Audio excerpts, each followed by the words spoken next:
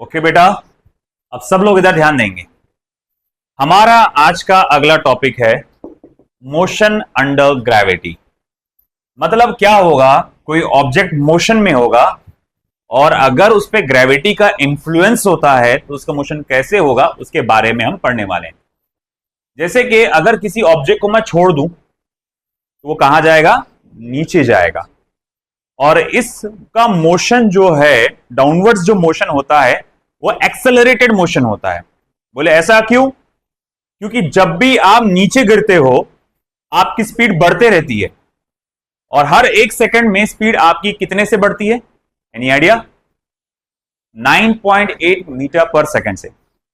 For example, तुम गए एकदम ऊंचे, एकदम 2000 फुट पे चले गए, 20,000 फुट पे चले गए पैरा जंपिंग करने के लिए, है कि नहीं? और मैंने तुमको ढकेल लिया विदाउट पैराशूट, है कि नहीं? जैसी तुमको ढकेला, जैसी तुम प्लेन के ऊपर से ऐसे ड्रॉप किए, तुम्हारी इनिशियल स्पीड क्या थी? 0। एक सेकंड के बाद तुम्हारी स्पीड होगी 9.8 मीटर पर सेकंड। उसके अगले एक सेकंड के बाद होंगी 19.6 मीटर पर सेकंड, क्योंकि 9.8 से बढ़ गई। उसकी और एक सेकंड के बाद 3 मल्टीप्लाई बाय 9.8 मीटर पर सेकंड। उसकी और एक सेकंड के बाद 4 मल्टीप्लाई बाय 9.8 मीटर पर सेकंड। मतलब क्या हो रहा है, तुम्हारी स्पीड बढ़ रही है, बढ़ रही है, बढ़ रही है। कितने से? 9.8, 9.8, 9.8। तो इसको हम लोग कहते हैं कि हमारा जो मोशन है डाउनवर्ड्स मोशन, एक्सेलरेटेड मोशन है और उसकी एक्सप्रेशन की वैल्यू है प्लस जी, जिसको बोलते हैं 9.8 मीटर पर सेकंड स्क्वायर। वही जब किसी चीज को आप ऊपर फेंकेंगे तो क्या होगा? जाएगा जाएगा जाएगा, है ना? टॉम एंड जेरी देखे हो, है ना? जाता है जाता है जाता है जाता है जाता है ना, अपवर्ड्स मोशन में उसकी स्पीड कम होती है, कम होती है, कम होती है, कम होती है, कम होती है। फिर जब वो मैक्सिमम हाइट पे पहुंचेगा तो क्या करेगा वो?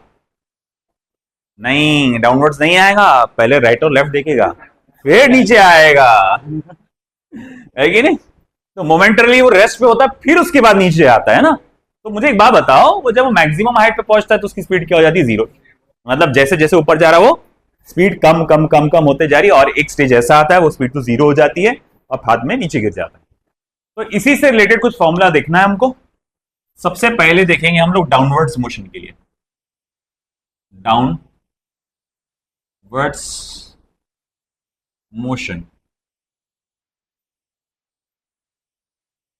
डाउनवर्ड्स मोशन, पहला formula H is equal to ut plus half of gt square.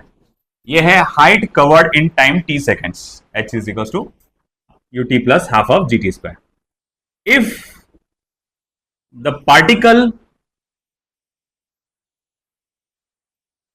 is dropped और रिलीज्ड, अगर पार्टिकल को तुमने ड्रॉप किया गया है या रिलीज किया है, देखो क्या होता है ड्रॉप करना, देखो देखो जरा गौर से, ये है ड्रॉप करना, ये है रिलीज करना और ये है थ्रो करना, है ना? फर्क देखा तुमने? ड्रॉप और रिलीज में बस ऐसा छोड़ रहा था मैं और थ्रो में मैंने ऐसा फेंका। तो क्या था, ड्रॉप और रिलीज में इनिशियल वेलोसिटी क्या होती है बेटा? 0 होती है। तो ड्रॉप और रिलीज में इनिशियल वेलोसिटी होगी 0। तो मैं देखूंगा भैया इनिशियल वेलोसिटी रहेगी 0। देखो h is equals to half of gt square, है ना? तो भाई मैं यहां पर लिखूंगा कि ये फॉर्मूले से मैं हाइट कवर कैलकुलेट कर सकता हूं। किसी ने मुझे पूछा, अगर मैंने इतनी हाइट से छोड़ा, अगर मैंने इतनी हाइट से छोड़ा तो वो जमीन पे जब टकराएगा तो कितने देर बाद टकराएगा, मतलब मुझे टाइम पता लगाना है। तो इसी फॉर्मूले से पता लगा सकता हूं। h को छोड़ इधर करो, g को भी इधर ट्रांसफर करो, तो t is equal to under root of twice h upon g, है ना? ये है time required to fall a certain height. मतलब देखो 2 को इधर भेजा ट्वाइस h, g को इधर लेकर आया अपॉन g, ये स्क्वायर था उसको स्क्वायर रूट लिया तो under root of twice h upon g। ठीक है, ये है कि भैया कितनी देर बाद जमीन पे टकराएगा। फिर अगला आता है v equals to u plus gt, है ना? आपका अगर इनिशियल वेलोसिटी 0 रहा तो ड्रॉप और रिलीज हुआ तो u की वैल्यू क्या रहेगी? 0। फिर उसके बाद अगला आता है एक formula v square is equal to u square plus twice g h, है ना। आपको ये पता लगाना है कि भैया आपने इतनी इतनी हाइट से छोड़ा है, तो जमीन पे जब टकराएगा तो कितनी स्पीड से टकराएगा। और एक रहेगा H N is equal to you plus ji by two twice of N minus 1। तो ये हमारे पास कुछ फॉर्मूले आए जो बहुत इंपॉर्टेंट फॉर्मूले हैं, इन सबको ध्यान में रखना है। ठीक है, ये था बेटा डाउनवर्ड्स मोशन के लिए। याद रखना डाउनवर्ड्स मोशन के लिए आपका जो जी वैल्यू होता है वो कितनी, जान दो माइनस जी बाद में डाल के एक साथ लिख दूंगा मैं। चलो अब बात करते हैं अपवर्ड्स मोशन की। अपवर्ड्स मोशन, अब अपवर्ड्स मोशन में क्या होता है बेटा, आप ऑब्जेक्ट को ऊपर फेंकते हैं इनिशियल वेलोसिटी से, और जब वो ऊपर जाता है तो उसकी स्पीड कम होती है, इसीलिए उसका एक्सेलरेशन हमेशा माइनस में होता है। तो अब ये जो अपवर्ड्स मोशन के लिए है, आपका जो हाइट का फॉर्मूला है वो फॉर्मूला ऐसा हो जाएगा U T minus half of G T square. ये बताता है कि टाइम टी में आपका कितना हाइट कवर होगा। ठीक है, अब अगर सपोज करो मुझे फाइनल वेलोसिटी निकालना रहा आफ्टर टाइम टी, तो उसके लिए फॉर्मूला रहेगा v equal to U minus G T. तो एट मैक्सिमम हाइट, अगर आपका मान लो पार्टिकल मैक्सिमम हाइट पे पहुंच गया, अगर मेरा पार्टिकल मैक्सिमम हाइट पे एकदम पहुंच गया तो फाइनल वेलोसिटी क्या होगी बेटा, 0। तो at maximum height final velocity is 0 u minus G T. तो मैं यहां लिख सकता हूं g t is equal to u और t equal to u by g. ये मैक्सिमम हाइट पहुंचाने के लिए कितना टाइम लगेगा उसका फॉर्मूला है। और अगर मैं फिर से बोलता हूं, एक और फॉर्मूला मेरे पास आता है फाइनल वेलोसिटी निकालने का अपवर्ड्स मोशन में, v square is equal to you square minus 2gh। v square is equal to you square minus 2gh, मतलब मैंने किसी चीज को ऊपर फेंका है ना, और जैसे जैसे ऊपर जा रही स्पीड कम हो रही है, मैं बोलूंगा 10 मीटर ट्रैवल कर चुका है वो। कितना मीटर, 10 मीटर। अब बताओ उसकी स्पीड कितनी होगी। तो ये फॉर्मूले से आप निकाल सकते हैं। तो मैं कहूंगा एट मैक्सिमम हाइट, अगर मान लो h is equal to H max है, अगर आप मैक्सिमम हाइट पे पहुंच चुके हैं तो आपकी फाइनल वेलोसिटी क्या हो जाएगी बेटा, 0 u square minus 2g h max. तो मैं यहां लिख सकता हूं 2g h max is equal to u square. तो h max is equal to बेटा क्या हो जाएगा, u स्क्वायर अपॉन 2g। ये आपको मैक्सिमम हाइट कैलकुलेट करने का फॉर्मूला है। अगर किसी चीज को इतनी स्पीड से फेंकेंगे तो भैया मैक्सिमम हाइट कहां तक जा सकता है, वो उसका फॉर्मूला है। Next distance covered in nth second का फॉर्मूला रहेगा फिर u plus naught plus minus G by two twice of n minus 1। ठीक है, अब सब में जो g आया है उसके लिए नोट करना एक है हमको बात कि भैया g की वैल्यू जो होती है वैसे तो 9.8 मीटर पर सेकेंड स्क्वायर होती है, मगर अप्रोक्सीमेशन में मैं इसे 10 भी लिख सकता हूं। और अक्सर ऐसा होता है कि हम लोग उसको 10 लेके सॉल्व करते हैं, ज्यादातर हम लोग 10 लेके सॉल्व करते हैं, कभी कभार 9.8 भी लेते हैं। कैसे, अगर यहां 9.8 आ गया तो मैं g की वैल्यू क्या डालूंगा, 9.8, क्योंकि 9.8 क्या हो जाएगा, कैंसर। अब बेवकूफी होंगी ना 10 डालना उसको। तो अपने क्या करना है, विवेक का इस्तेमाल करना है। विवेक ओबेरॉय नहीं, विवेक ओबेरॉय बिल्कुल नहीं। तो भैया 9.8 है तो यहां पर भी 9.8 डालो, या 19.6 है, 19.6 क्यों, क्योंकि 19.6 is divisible by 9.8, 19.6 divided by 9.8 2 होता है। तो सर का टेबल भी याद रखना पड़ेगा, नहीं लॉजिक का इस्तेमाल करना पड़ेगा। छोटा मोटा लॉजिक समझ में आ जाता है सॉल्व करने के बाद, तो ये ध्यान में रखना आपको। ठीक है बेटा, लिख लो।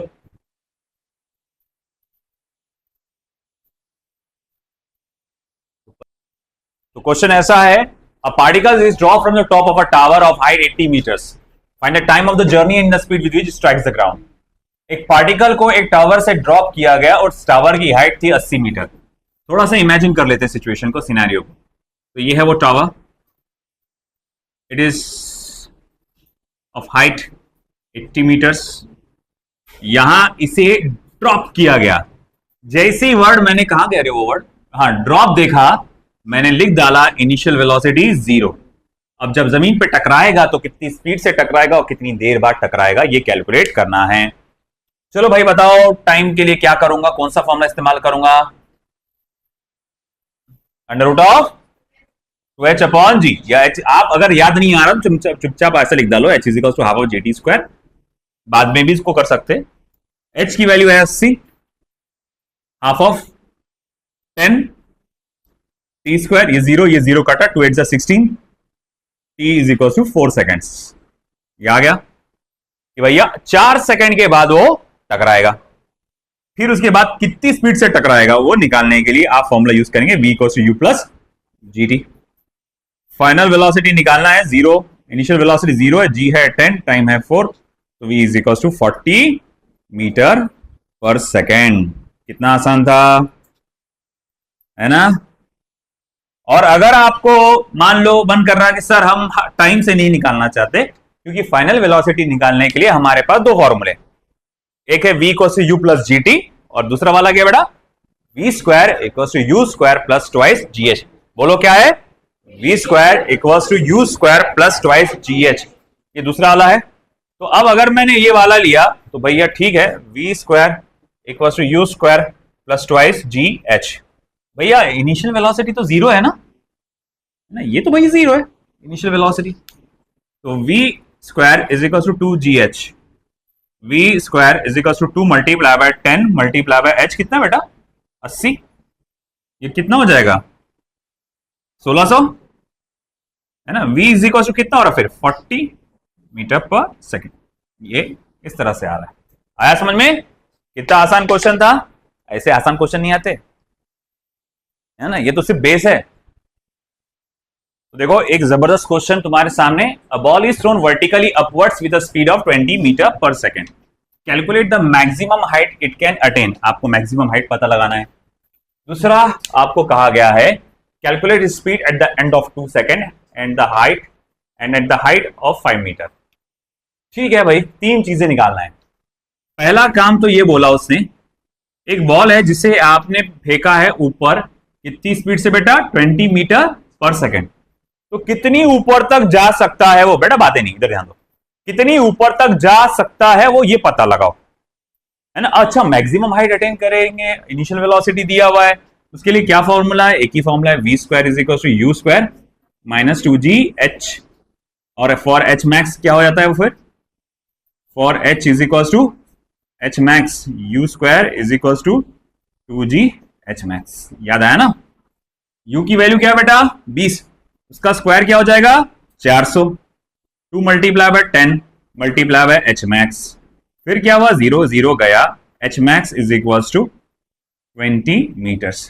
पता ये चला कि वो ज्यादा से ज्यादा कितनी ऊपर तक जा सकता है, 20 मीटर की ऊंचाई तक जा सकता है।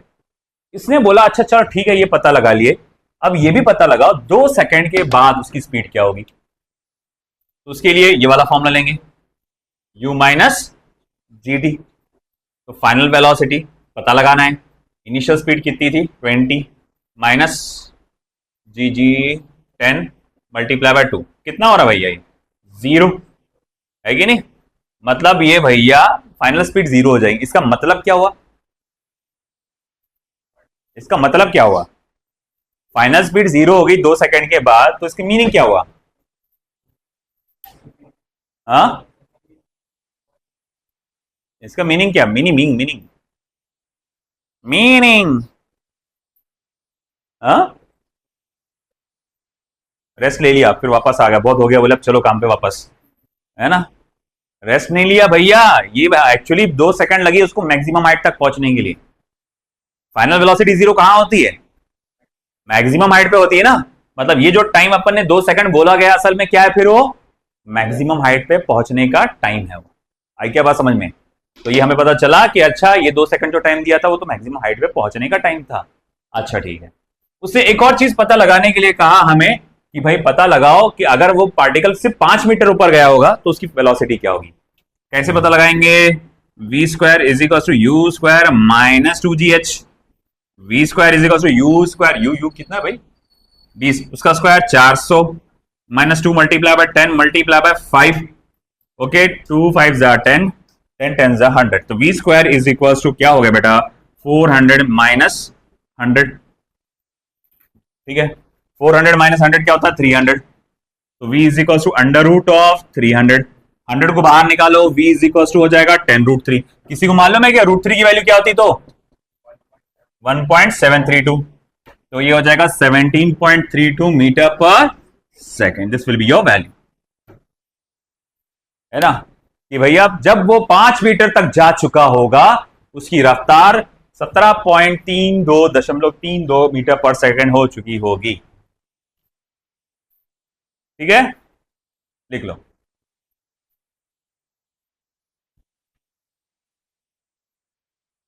अब शुरू होता है यहां से तुम्हारे दिमाग के साथ खेल शुरू हो रहा है। अभी क्या दिया हुआ है? A ball is drop from a height, एक बॉल को एक सर्टेन हाइट से ड्रॉप किया गया।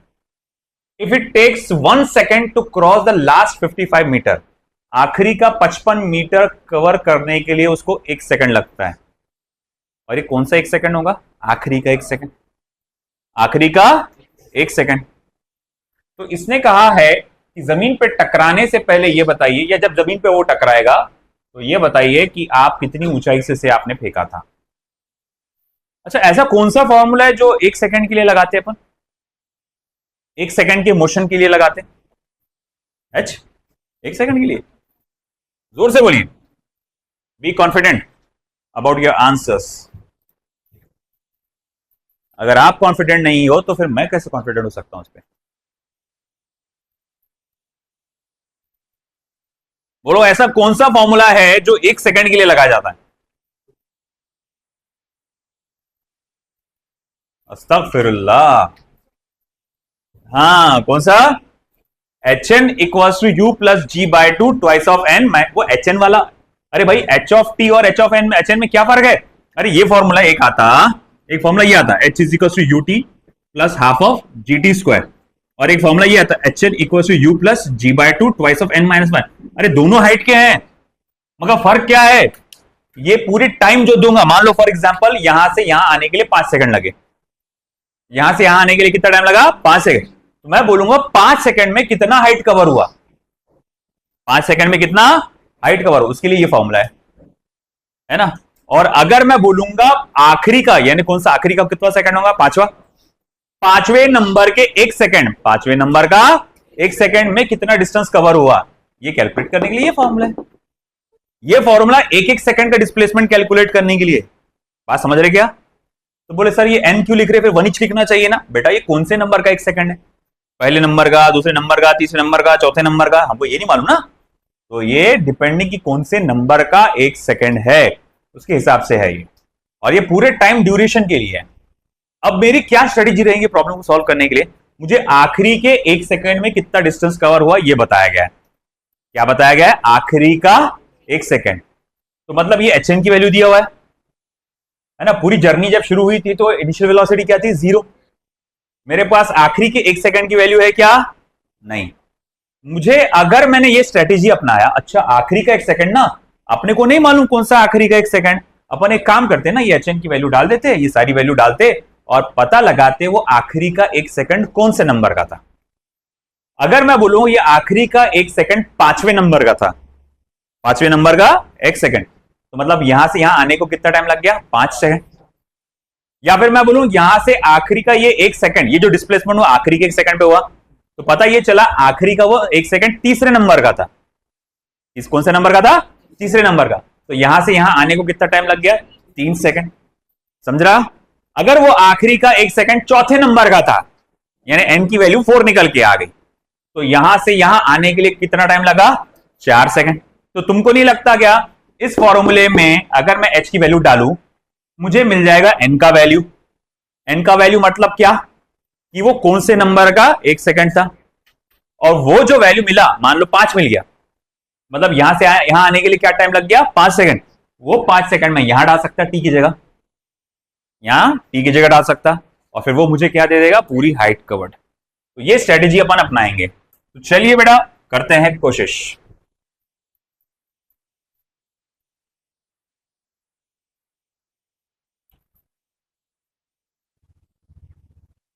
Get set go. तो भाई distance covered in nth second का फॉर्मूला मैं यहां लिख देता हूं, यूजिंग, हम यहां इस्तेमाल कर रहे हैं distance covered in nth second का formula u plus ji by two twice of n minus one, जो कि एन कितना है 55 मीटर्स, u की वैल्यू कितनी है 0, जी बाय टू कितना होता है 5, twice n minus one, 5 one जा 5, 11 जा 11 equals to twice n minus one को इधर ला लो तो ये हो जाएगा plus one, 12 twice n is equals to फिर क्या निकल के आया 6।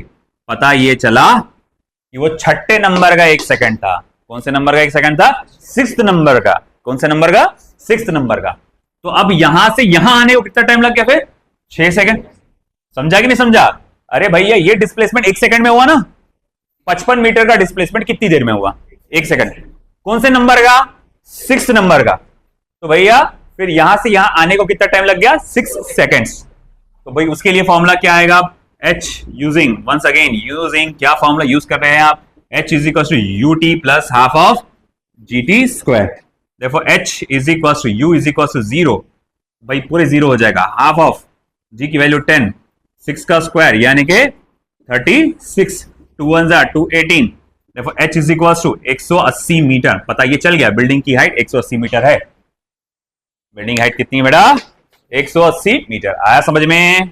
तो इस तरह से कैलकुलेट करना रहता है। चलो लिखो फिर।